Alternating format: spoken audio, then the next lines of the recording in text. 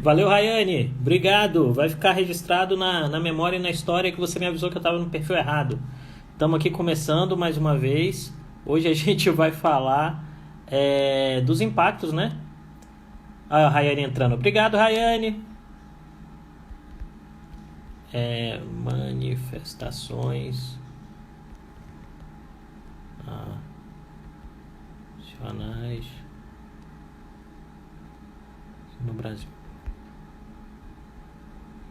Tô tomando cuidado aqui que teve um dia que eu digitei errado, né? E aí fica feio. Pá. Vamos lá, gente. Estamos no perfil certo. Eu sou meio lerdinho, então às vezes eu me embanano aqui. Queria agradecer a Lidiane que sugeriu esse tema pra gente. Queria agradecer também a Rayane que me avisou que eu tinha entrado no perfil errado, né? Bem massa, né, Flávio? O tema, bem massa mesmo. Ideia da Lidiane que acabou de entrar aí, que mandou pra gente o tema, me mandou pelo WhatsApp, sugestão de tema. Mandou outros legais também que a gente quer incorporar aí. Enfim, tá sempre aberto, manda em direct, né?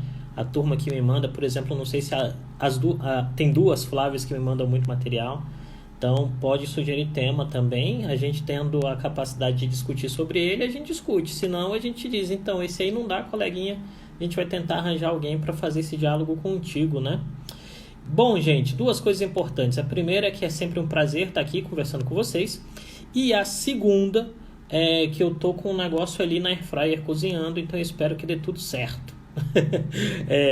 E aí, se subir um cheiro de queimado, eu vou sair correndo aqui e desligar lá. Mas eu acho que não vai, não. Eu coloquei no timer certinho e tal, vai funcionar. Então, pessoal, olha só. Antes de tudo, queria agradecer as pessoas que estão seguindo essa página cada dia. Recebi um monte de feedbacks maravilhosos. Ontem eu coloquei uma lista de 12 livros que eu acho essenciais para a gente entender Brasil melhor no meu Twitter. Tá lá, Creomar de Souza no Twitter. Teve uma receptividade muito boa a lista. Tem mais de 400 curtidas a lista. Eu espero que as pessoas que curtiram e deram RT leiam os livros. Eu acho que tão importante quanto curtir a lista é ler os livros. Tá bem legal. Alguém pediu para colocar naqueles thread wrap, um negócio assim que é o nome. E aí gera um arquivinho, né? Eu vou tirar um print daquele arquivinho e colocar para ver se dá para colocar aqui no Stories do Instagram para vocês também ou no feed, tá? Pessoal, sempre um prazer ter vocês aqui com a gente, vendo muita gente querida chegando aí, conversando, pronto pra gente fazer o nosso debate. Então, curte a nossa página. Se quiser uma perguntinha, quiser fazer uma perguntinha, usa a interrogação do Instagram e mete comentário, mete coraçãozinho. O espaço aqui é pra gente conversar mesmo, tá bom? Então vamos lá. Quando a gente começa a pensar em toda a onda, né, de protestos que tem varrido o Ocidente, né, decorrente sobretudo do assassinato, né, do George Floyd nos Estados Unidos, a gente tem uma grande questão. Como essas manifestações podem ser internalizadas no Brasil e qual o receio do governo em termos dessas manifestações. E aí eu acho que é importante a gente trabalhar com dois elementos de ponto de partida. O primeiro deles é o seguinte, é a gente entender um pouquinho qual é o contexto das manifestações nos Estados Unidos, né? E lá, basicamente, o contexto tem a ver com uma longa linha no tempo em que, à medida que os negros americanos ganharam direitos sociais, tiveram o direito de exercer seus direitos civis, que é a forma como eles falam, foi ficando para eles cada vez mais patente e mais evidente que havia um problema na relação entre as polícias, né, entre o aparelho policial nos Estados Unidos e essas populações. Aí vamos lembrar o seguinte, os negros são mais ou menos 12% da população nos Estados Unidos, tá? E estão entre os 12% mais pobres e os 12% que mais têm problemas com a polícia, né? Na população carcerária, a maior parte da população carcerária nos Estados Unidos também é de negros, né? Então tem muita repercussão sobre isso. O que choca na questão do George Floyd, né? Choca na questão do George Floyd o fato de que o procedimento policial efetuado por aqueles que assistiram, né, foi visto como abusivo e resultou na morte do George Floyd, né?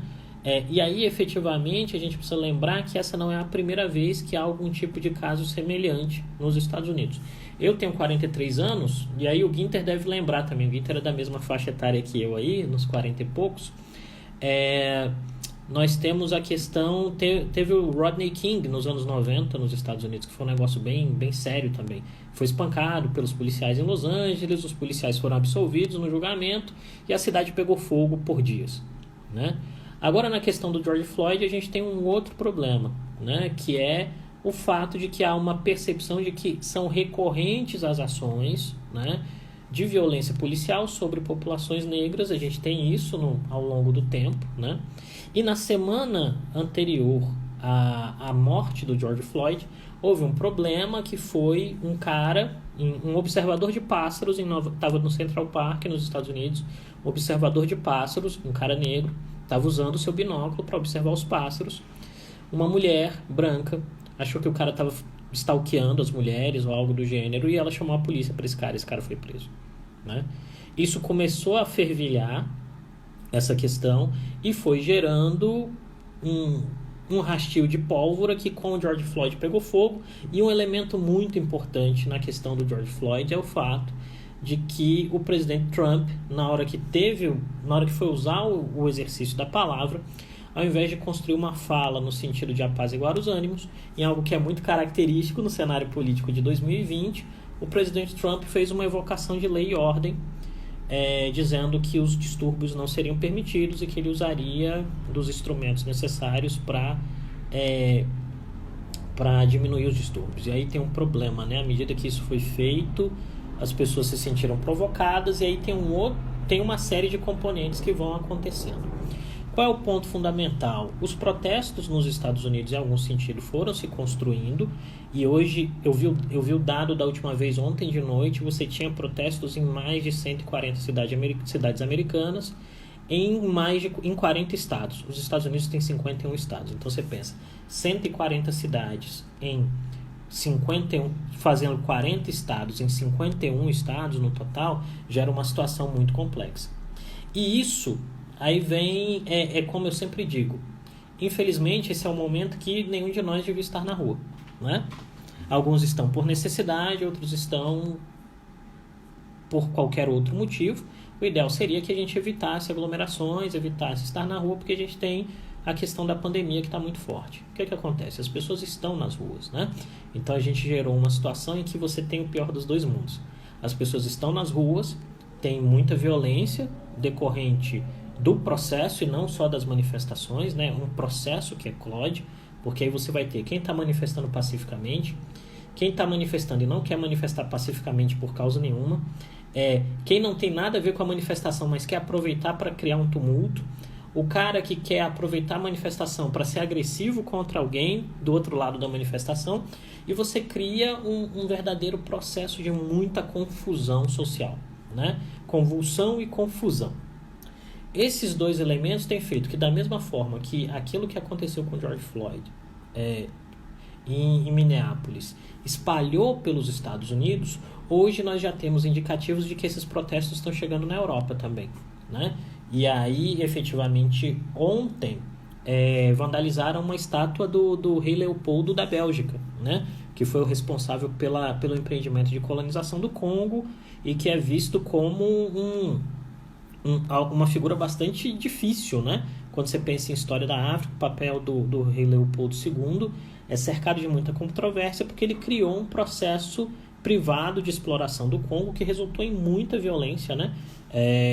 Inclusive em termos de interpretação da história, alguns vão chamar o Leopoldo de genocida. O que acontece? À medida que os protestos estão se espalhando, a gente tem alguns elementos que dão força a isso, tá? Um desses elementos é a própria causa. Isso quer dizer, para muitos, né? Eu sou preto, né? Eu acho que o Brasil é um país que tem um problema racial. O Brasil é racista, né? Não quero dizer que todas as pessoas são racistas, mas o fato é, há um racismo estrutural na sociedade. Tudo bem? Pessoas, os afro-americanos dizem também, tem essa percepção de que há um racismo estrutural nos Estados Unidos e provavelmente, né, descendentes de africanos e de outras etnias na Europa devem achar isso também. A questão fundamental é que, em algum sentido, essas percepções estão sempre numa espécie de panela de pressão, entende? Você tem ali algo que está tampando essas tensões existem, mas está todo mundo meio assim, não, a gente vai resolver de algum jeito, e você tem de repente uma espoleta que explode isso, né? A espoleta desse momento é o George Floyd, a espoleta de outro momento foi o Rodney King e outras pessoas, né? Isso acontece. Qual é o problema disso quando a gente traz para o contexto brasileiro? E aí é a nossa segunda variável. Essa primeira foi a internacional. A nossa variável aqui é a seguinte. Nós estamos em uma situação de pandemia. O governo tem perdido a guerra do ponto de vista de políticas públicas no enfrentamento à pandemia. Nós temos mais de 30 mil mortos, né? Um número alto de casos. E o governo tem perdido a capacidade de dialogar com determinados estratos da sociedade. Alimenta-se tudo isso ao fato de que o presidente Bolsonaro tem uma retórica que é de confronto, né? E é proposital, porque é o confronto que permite a ele manter a militância unida, né? Isso se soma ao fato de que estavam ocorrendo desde a pandemia, do início da pandemia, manifestações, normalmente manifestações de apoio ao governo, tá? E no último fim de semana, vocês viram, em São Paulo, sobretudo, nós começamos a observar as primeiras manifestações contrárias ao presidente Bolsonaro. E o resultado fundamental foi que houve um choque entre os grupos e um choque do grupo de oposição ao presidente Bolsonaro com a polícia. E aí isso acende uma luz de alerta interessante, né? Acende a luz de alerta que é o quê? Qual é o marcador da manifestação de domingo? O marcador da manifestação de domingo é que ela é um primeiro germe, uma primeira semente de que aqueles que estão contrários ao presidente Bolsonaro começaram a articular algum tipo de narrativa e algum tipo de ação, né? No sentido de que ela se começa a ter um burburinho de dizer, olha, presidente, nós estamos aqui. Porque até o domingo, a maior parte das falas era construída no sentido de não existir oposição ao presidente Bolsonaro de forma articulada. As pessoas tinham algum tipo de percepção negativa sobre os rumos do governo. O presidente não caía dos 30%, mas também não subia dos 30% de ótimo bom, né? Chegou a 25%, então ali dentro daquela margem de erro, de 27% por aí. Mas o discurso de oposição ao presidente não tinha elementos comuns, né? E no domingo esse discurso começou a ter elementos comuns. Um manifesto no sábado, de apoio à democracia, depois a manifestação no domingo, e aí alguma violência, mas isso acende a luz de alerta para o governo em dois aspectos. O primeiro se esse grupo que é anti-Bolsonaro conseguir amadurecer uma narrativa de consenso para criticar as ações do presidente, e olha, gente, eu não estou falando aqui de impeachment, tá? Ou algo do gênero. Estou dizendo de crítica ao presidente. Eu acho que a gente está num momento que não se tem nenhum discurso estruturado e consensual entre os atores políticos para dizer qual é a crítica que se quer fazer ao presidente Bolsonaro. É muito difuso ainda, né? Então isso acende a luz de alerta, e aproveitando aí o comentário do Gui, interessa saber, esse é um ponto de virada? O domingo é um ponto de inflexão, no sentido de que esses grupamentos passam a efetivamente construir uma lógica, né, de crítica ao presidente, com um consenso acerca daquilo que é a crítica e dos elementos que o presidente deveria de fato reagir, né? Esse é o ponto. A segunda luz de alerta, né, que tem um elemento prático, e não um elemento meramente narrativo, se a moda pega e os protestos passam, em algum sentido, a eclodirem também no Brasil, tá? E aí vem, nesse exato momento, diante da situação que é bastante difícil do ponto de vista político, é bastante difícil do ponto de vista de saúde pública, é bastante difícil do ponto de vista econômico, tem-se a impressão de que tudo aquilo que o governo não quer, né? Ó, meu almoço ficou pronto, vocês escutaram a campainha? Deu para ouvir? Eu espero que esteja pronto mesmo, senão qualquer coisa eu dou uma ligada 5 minutos. Tudo aquilo que o governo não precisa é de mais um ponto de embate. Mas aí alguém vai me perguntar nesse exato momento, mas Creomar, mas esse não é um governo que tem uma narrativa de confronto? Então se a turma for para a rua é boa para eles, né? É bom para eles desde que isso não passe do limite do aceitável, entendeu? E qual é o limite do aceitável aí? O limite do aceitável é a ideia de que o presidente tem controle sobre a situação e que não vai ter quebra-quebra generalizado, tá? E aí vem, quem tem garantia de que o presidente tem a capacidade de mostrar que não vai haver um quebra-quebra generalizado? Ninguém, né? Em São Paulo a gente teve uma primeira amostra, né, do que seria de fato um ambiente em que dois grupos estariam de fato confrontando-se um com o outro. Esse é um elemento. E aí, para além disso, tem um ponto que eu gosto de lembrar, que é o seguinte: a gente está no meio da pandemia, a curva não começou a descer. Então, o que nós temos é grupos de pessoas se aglomerando nas ruas e potencialmente essas pessoas podem criar, né, independentemente da bandeira delas, porque o vírus não respeita bandeiras ideológicas, essas pessoas podem criar um aceleramento da curva de contágio e efetivamente da curva de letalidade, porque os sistemas médicos vão entrar em colapso. Então o que a gente tem aí? Essa é a grande figura, em que a gente tem um momento de onda, né, desses movimentos de contestação ao conservadorismo, antirracistas, antifa, vira um caldeirão, né? A gente tem um processo em que tem um grande caldeirão, e esse grande caldeirão pode ou não ferver no Brasil.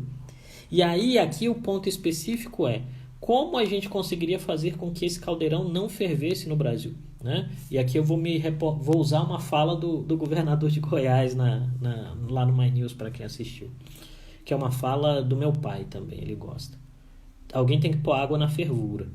Isso quer dizer, a panela está fervendo, alguém vai ter que pôr água, né? Para quem está fazendo arroz, por exemplo, eu melhorei muito minha capacidade de fazer arroz durante o isolamento. Você tem que colocar água para não ferver, né? E efetivamente o que nós temos visto hoje é que ninguém está disposto a colocar água na fervura.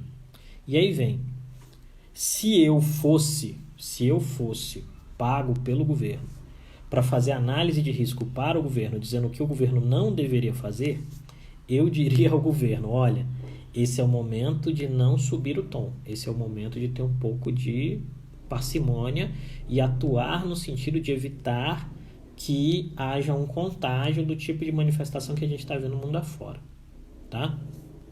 Não sou pago para isso, né? E provavelmente, se fosse, não seria ouvido, né? Porque a lógica que a gente tem hoje é a ideia de que confronto é bom, né? O núcleo político tomador de decisão tem a ideia de que o confronto narrativo é bom. A gente espera, obviamente, que não tenha confronto físico, né? Como visto no domingo. Agora, quando a gente pensa de outro lado isso sobre as oposições, desperta a necessidade, aí Guinter, estou chegando aqui no seu comentário e na sua pergunta de ontem, né? Desperta a necessidade de reflexão acerca de que, se esse momento é uma oportunidade para construir consenso e uma narrativa uniforme, né? Porque se for um momento para construir consenso e uma narrativa uniforme, provavelmente a gente vai ter mais manifestações e manifestações mais articuladas de oposição ao presidente. Lembrando, do meu ponto de vista, não era para ninguém estar na rua, tá? É mera análise. Eu acho que não é o momento de ninguém estar na rua, porque as pessoas vão morrer. Assim, basicamente é isso, né? Que vai ficar doente, os idosos principalmente têm um risco muito grave de morte. Mas há sim uma variável, é importante pensar. E aí eu destacaria o papel das polícias nisso, o papel da narrativa do governo nisso e o papel das narrativas dos grupamentos políticos nesse processo. Acho que aqui é onde eu paro minha reflexão e passo para as perguntas. Eu não sei se já tem alguma, Não tem pergunta? Então eu vou beber água. E se alguém quiser mandar uma pergunta, manda ver aí. Lembrando, para quem chegou agora, hoje a gente está discutindo um pouquinho sobre os impactos das manifestações internacionais no Brasil e a possibilidade delas, de fato, gerarem algum tipo de impacto no ambiente político nacional. Tá bom? Manda pergunta aí, gente. Senão eu vou ali mexer na minha comida. É verdade, eu vou mesmo. Nenhuma pergunta, nenhum comentário. A gente está esperando. Hoje tá mais calmo. Não sei se a turma tá pensativa. Ah, não, tem uma pergunta, olha aí. Chegou a primeira. Aí vem de... Ah, tá, vamos lá. Pergunta da Priscila, importante. Antifa, né? Eu dei uma pesquisada na internet aí. Os antifas são movimentos que se caracterizam como movimentos antifascistas, né? São coalizões, coletivos. Até onde eu sei, eles surgiram nos Estados Unidos, assim, nessa onda atual. São muito fortes. E eles acreditam, são uma reação àquilo que eles consideram uma ressurgência de um conservadorismo que é bastante perigoso para a sociedade. E aí, essa articulação, em algum sentido, envolve ações e protestos, né? E, especificamente, essa turma saiu para as ruas assim que começou a explodir toda essa questão do George Floyd nos Estados Unidos. Os antifas foram para a rua também. E aí tem uma questão interessante rolando dentro dos Estados Unidos, que é uma parte considerável desses movimentos antifas são constituídos por brancos, né? Brancos de viés não conservador do ponto de vista político. E ao mesmo tempo que eles exerceram e exercem em algumas situações posições importantes, sendo um anteparo para o ataque da polícia, tem cenas muito legais de cordões de isolamento para proteger manifestantes negros feitos por brancos. De outro lado, há alguns questionamentos acerca do papel e do engajamento deles em atos violentos. A questão fundamental é que quando a gente descamba para violência, para desordem, né, em algum sentido, a gente não sabe quem está fazendo o quê, e aí vira interpretativo e estereotipado, né? Esse é um problema. Tá bom, Pri? Obrigado. Pergunta importantíssima, o que tem para almoço? Cara, hoje eu fiz um arroz com legumes, tipo arroz integral, com cenoura, batata e ervilha, e tô assando uma linguicinha de frango. É isso que tem para almoço, né? A linguiça acho que já tá quase pronta, eu assei ela um pedaço e vou virar quando acabar a live. E é isso que tem para almoço hoje, porque ontem eu comi peixe, né? Então de noite eu comi truta com arroz integral. E aí agora de manhã eu vou comer arroz integral, legumes e essa carninha.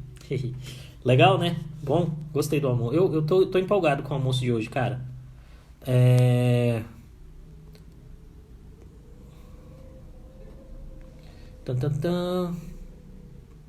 Vamos aqui mais uma. Manifestações menos violentas fora do país podem influenciar que as nacionais também sejam? É uma pergunta excelente, meu velho. Eu espero que sim, né? Lembrando aqui da nossa memória coletiva, tem algumas pessoas que estão dizendo que os Estados Unidos estão vivendo o 2013 deles, né? Assim, lembrando das nossas manifestações aqui em 2013, a gente teve ondas, né, nas manifestações. Teve momentos em que elas foram muito pacíficas, tipo, eu lembro da galera organizando ações em que era, por exemplo, se alguém começava a fazer tumulto, o pessoal treinava para que todo mundo sentasse para a polícia ver quem estava fazendo tumulto. Teve também, nos Estados Unidos mesmo, tá rolando gente que tá se manifestando de mão levantada para dizer que não tá querendo cometer nenhum tipo de ato de violência. Houve uma reação interessante aí, porque a primeira onda lá foi de protesto, isso gerou alguma violência, entraram movimentos mais violentos, e aí algumas lideranças negras americanas começaram a se articular no sentido de dizer, olha, cara, não faz violência, porque a culpa vai ser nossa, né? Tem alguns vídeos sobre isso, assim. Eu vi um vídeo, por exemplo, que eu achei engraçado, do John Jones, que é aquele lutador de MMA, que ele estava na rua e ele viu dois garotos com latas de spray, ele foi e falou, me dá a lata de spray. Ele tomou o spray dos moleques e falou, me dá, vai embora. né? Porque depois vão dizer que é a gente que está fazendo vandalismo, né? Então, muitas lideranças negras começaram a se articular no sentido de dizer: nós não estamos fazendo quebra-quebra. Tem gente articulando e estimulando quebra-quebra, e não somos nós. E aí o debate vai ficando mais complicado. O que eu acho é que se de repente a gente consegue construir uma lógica lá e aqui de manifestações não violentas, todo mundo é melhor para todo mundo. Eu ainda acho que ninguém devia estar na rua, né? Ou eu acho que as pessoas deviam manifestar cada um a 1 metro de distância, sacou? Mas provavelmente não vai acontecer, tá bom? Valeu, cara. Vamos aqui mais uma. O presidente parece ter te ouvido e está numa semana calma. Cara, eu espero que ele tenha me ouvido ou ouvido qualquer pessoa que faça com que ele fique numa semana calma. Tudo que a gente precisa é de uma semana calma, né? Na verdade, a gente precisa de algumas semanas calmas. Eu fico feliz que estejamos numa semana calma, né? Apesar de que as semanas menos calmas me dão mais material para as lives, mas eu prefiro semanas não calmas. Legal aqui, Fernando. Você sempre traz perguntas legais. Então, Fernando, Bolsonaro e Trump são fascistas? Essa é uma temática bem interessante, cara. Lembrando aí o Wellington, que hoje ainda é quarta, né? Hoje ainda é quarta. Então, quando a gente vai na acepção do termo, né? Eu sou historiador de formação. Quando a gente vai na acepção do termo, fascista é a turma do fátio, do Mussolini, né? O fátio é aquele fecho de madeira amarrado que ele é mais forte e não quebra, né? Se eu falar alguma bobagem, o Ginter tá aí e corrige. E aí, em termos de acepção do termo, do ponto de vista histórico, não são fascistas, né? Eles não são. Agora, um ponto que eu acho que é interessante para contextualizar e te ajudar a entender, junto comigo também, que estou tentando entender essa coisa, é que, em alguns sentidos, movimentos mais à esquerda, principalmente aqueles que estão mais extremados à esquerda, construíram uma ideia que um outro historiador amigo meu, que é o professor Lustosa, gostava de dizer na hora do café. Ele dizia assim: o problema da esquerda é que tudo que não é esquerda é fascista, e se tudo é, nada é, né? E aí eu creio que esse é o ponto. Se criou uma terminologia para dizer que aquilo que não sou eu é fascismo. A minha percepção sobre o Trump e o Bolsonaro, né? O Trump me parece ser aquilo que a gente chama de neoconservador americano, que é uma ressurgência do conservadorismo americano, e esse neoconservadorismo americano é bastante complexo porque ele põe em desafios uma série de estruturas. E o jeito do Trump de administrar a coisa pública põe em desafio uma série de estruturas, né? Por exemplo, o Trump disse no Twitter que colocaria os movimentos antifascistas na lista de movimentos terroristas. Ele não pode fazer isso, né? Assim como... Então, assim, não dá. Então, às vezes o Trump ajuda a tornar o processo mais difícil de compreensão, tá? E aí, pegando o Bolsonaro tenta ser, né? Eu acho que o Trump é uma figura mais consolidada desse neoconservadorismo americano, e o Bolsonaro tenta ser o farol do conservadorismo brasileiro, né? Assim, tanto que não é por acaso na minha análise, que o Bolsonaro tem entrado em confronto com o Caiado, com o Dória, com o Witzel, com governadores que são conservadores, são governadores de direita, né? O Bolsonaro não entrou em atrito com Flávio Dino, ele entrou em atrito com governadores que são de direita, que ele considera competitivos em relação a ele, né? Então, ele quer se tornar a figura uniforme dessa direita brasileira. Eu não sei se cabe, e te falo muito honestamente, eu não sei se cabe chamar o Bolsonaro de fascista, mas que o governo tem um ímpeto bonapartista de querer forçar a corda para ter mais espaço, mais poder e monopólio de uma narrativa conservadora, isso é fato, tá? É uma pergunta boa, não é boba não, é uma pergunta importante. Eu não sei se eu consegui responder ela de fato sem cair no equívoco de alguma categorização pobre, sabe? Eu acho que é um dilema bem interessante dos últimos tempos, né? Beleza, vamos aqui, próxima.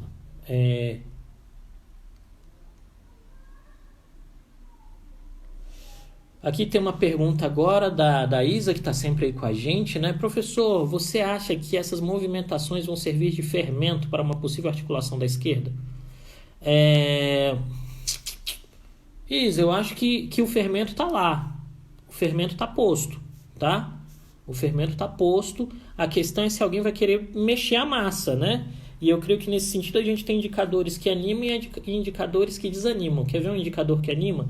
O indicador que anima é o manifesto do fim de semana, assim, no sentido de que se constrói uma narrativa. E por que eu falo que anima, gente? Isso é importante.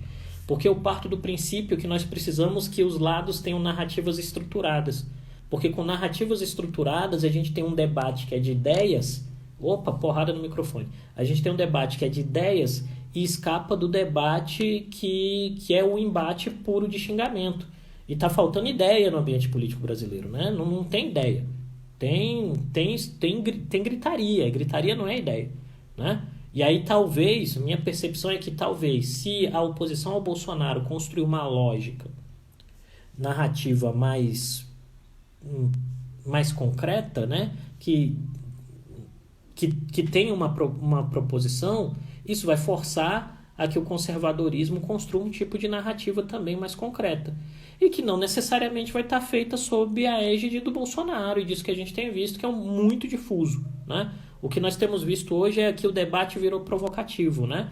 A turma do Bolsonaro adora uma provocação, principalmente aquela militância mais orgânica, uma provocação, brincar com símbolos, dizer que aquilo que você está vendo, você não está vendo. Isso é a estrutura dos cursos, né? Lá da turma dos filósofos que eles gostam, que é, cara, eu vou te desqualificar dizendo que você não está vendo o que você está vendo. E aí a gente não discute a ideia. E de outro lado, a esquerda dá motivo quando a narrativa não funciona. Do ponto de vista de comunicação, essa pergunta é muito boa, porque me parece que... olha só, em termos cognitivos,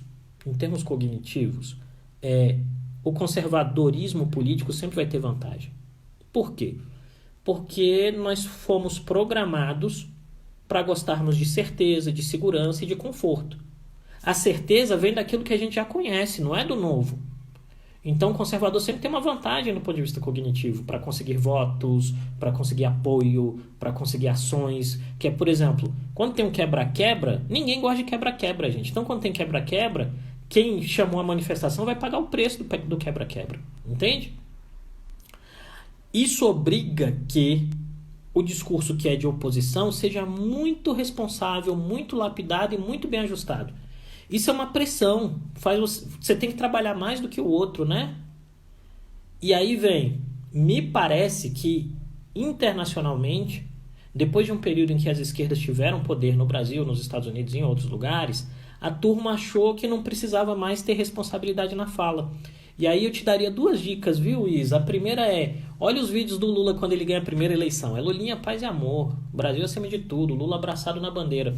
E depois olha as falas do Obama quando ele ganha a eleição, né? É mudança, mas é uma mudança feita de forma muito estruturada, sem impacto, sem embates diretos, sem emoções negativas. Isso depois se perde. Olha, por exemplo, o que é a ala mais extremada do Partido Democrata hoje, né? É Bernie Sanders, é socialismo, é não sei o quê. Você pega no Brasil, os movimentos passaram pela mesma coisa. Tem que ter essa maturação, senão não consegue ganhar o debate, tá? Valeu pela pergunta. Vamos aqui, mais uma.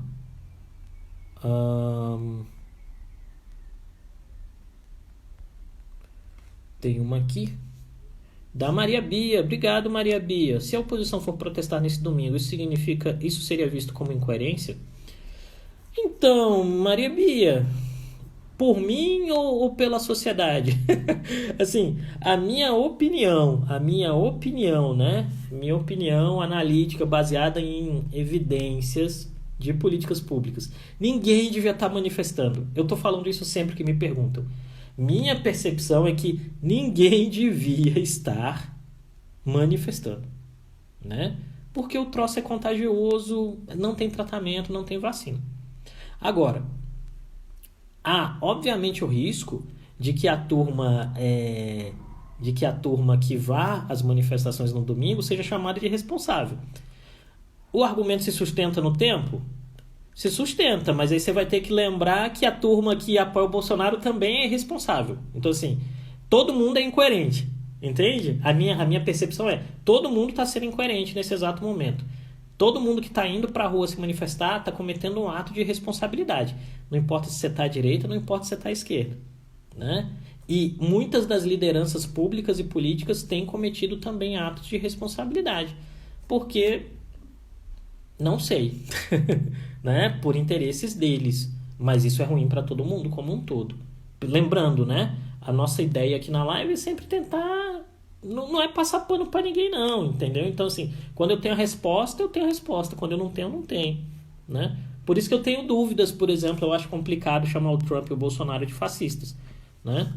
Eu acho complicado. Acho que a gente pode falar que um é o neoconservadorista, neoconservador, o outro tenta ser uma figura conservadora no Brasil e tenta construir uma lógica de eliminar a concorrência dentro do espectro político conservador. Como isso vai terminar, ninguém sabe ainda, né? A gente sabe como essas coisas começam, a gente não sabe como elas terminam. Opa! Oh meu Deus, o que eu fiz aqui? Gente, o que eu fiz? Opa! Todo mundo viu minha bagunça, droga! Deixa eu ir na próxima pergunta aqui.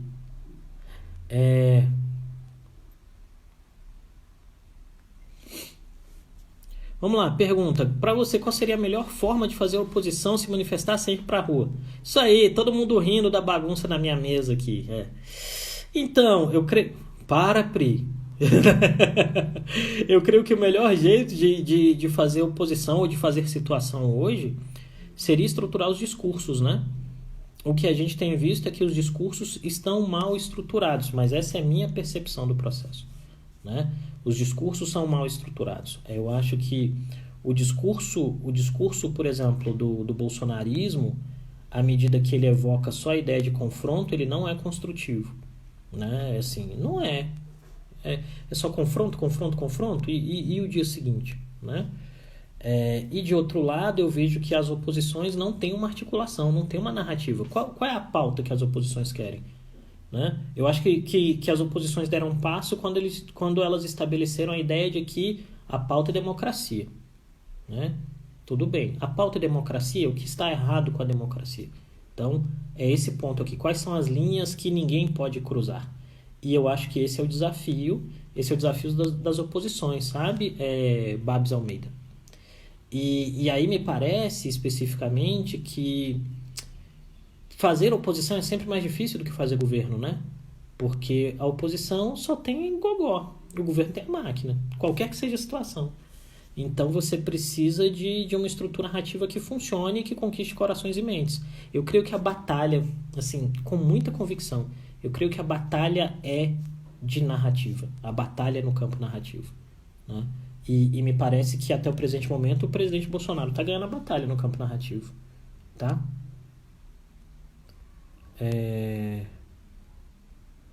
Tem aqui Jones Homem zoando, dizendo que a bagunça ele conhecia desde Akron, em Ohio. Isso é uma sacanagem.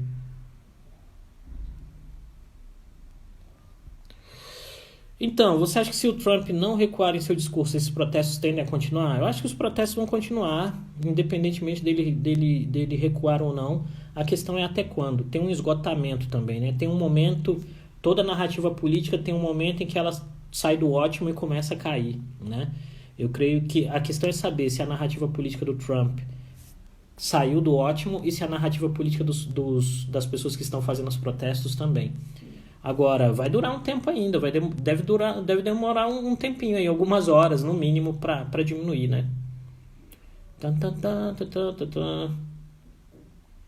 Aqui tem uma da Indiara, bom te ver. Indicação de leitura para entendermos mais sobre antifascismo e o movimento político que estamos. Então, sobre antifascismo eu não sei muito, não. Eu fiz uma lista de 12 livros para ajudar a entender Brasil. Eu vou colocar aqui, depois está lá no meu Twitter, né? São 12 livros que eu acho legais, mas não sei, assim, a gente pode pensar nisso. Acho que a melhor leitura antifascista é toda leitura de democracia. Eu adoro livros sobre democracia. Vamos lá, pergunta da Flávia. Uma possível queda de popularidade do Trump pode afetar a popularidade do Bolsonaro diante dessas manifestações? Talvez, né? Eu creio que um elemento fundamental aí, tanto para o Trump quanto para o Bolsonaro, é que me parece que os discursos, a forma como eles estruturaram as ações e os discursos, tem um limite no tempo. Não quer dizer que eles não vão perder, que eles vão perder as eleições, por exemplo, né? Mas eu acho que a ideia, o discurso do Trump, que é muito baseado naquela ideia do showman, do cara de mídia, que tem sempre uma saída, uma fala, uma resposta simples para pergunta complexa, o discurso está diante de um problema, que é, cara, tem hora que não vai.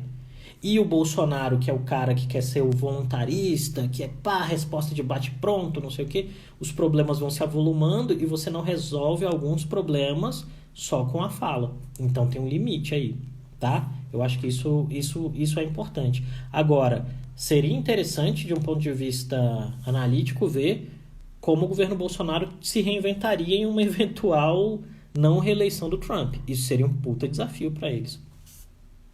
Um baita desafio para eles, desculpa. Tá bom?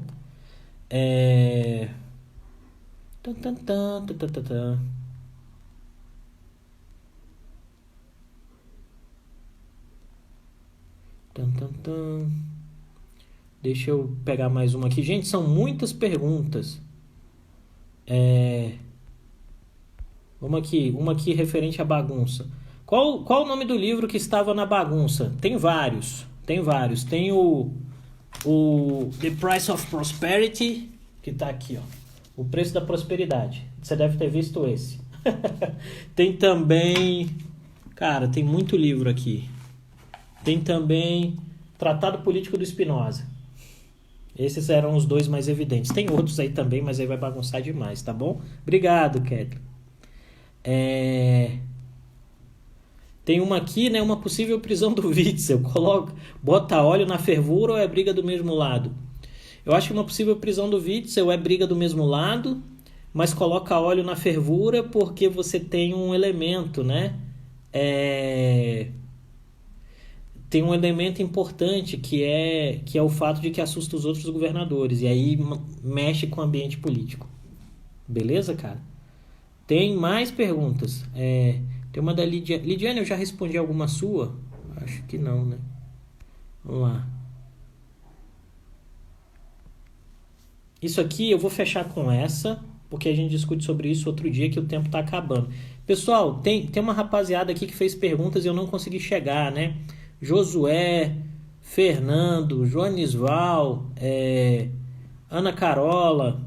Tem várias perguntas legais de vocês aqui. Outra pergunta da Priscila, duas da Lidiane, que eu não vou conseguir chegar em todas, porque a gente já tem 45 minutos de live, tá bom? Mas eu prometo a gente ir voltando, qualquer coisa a gente puxa para um tema. Quem é a pessoa de baixa renda que o presidente quer conquistar? Não existe uma contradição se essa pessoa for negra, da favela ou de regiões mais pobres. Então, quase tudo tem contradição em política, né, Lidiane? Assim, a política é feita de contradições, né? Quer ver? Vou te dar um exemplo aqui que eu acho que eu posso falar de causa própria, né? As interpretações de direita e esquerda acerca da inclusão de minorias no governo eu acho contraditório em vários temas. Entende? Por exemplo, muitas vezes você tem um governo de esquerda e ele convida negros e negras para ocuparem pastas só que estão vinculadas à questão de diversidade. Como se você não tivesse meninas e homens e mulheres pretos que tivessem competência para pastas complexas, mas eles colocam só naquele nicho. De outro lado, você, no conservadorismo, tem lá o caso, né? Alguns casos loucos aí, tipo de gente que está em posições de poder falando coisas que não fazem muito sentido, entende? Então, assim, a política é marcada por contradições. Agora, o presidente Bolsonaro parece ter entendido com o seu grupo que se ele conseguir conquistar os mais pobres, ele tem caminho para uma reeleição. Que foi a estratégia que o Lula fez, né?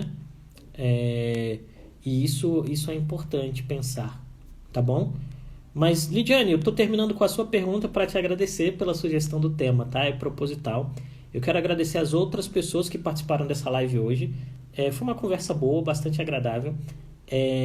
Eu quero convidar vocês a sempre estarem aqui com a gente. Amanhã a gente volta, é quinta-feira, né? Lembrando o Gabriel, que disse aí que a semana tá calma, e o outro comentário dizendo que hoje ainda é quarta. Então vamos torcer para que a semana termine calmamente e bem. E tamo nessa, tá bom? Gente, um prazer enorme falar com vocês, um prazer enorme debater com vocês. Sigam me dando essa força que vocês me dão nas redes sociais, está me ajudando muito.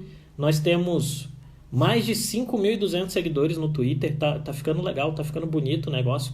E eu vou postar logo mais aqui a lista de leitura para vocês, tá bom? Muito obrigado, um ótimo dia, uma ótima tarde e a gente se vê amanhã ao meio-dia, tá? Beijo, fui, fiquem em casa, lavem as mãos, se for pra rua, distanciamento social e tudo pode acontecer no Brasil até sexta. E lembra, análise não é conversa de bar, aqui a gente faz análise. Beijo, tchau, tchau.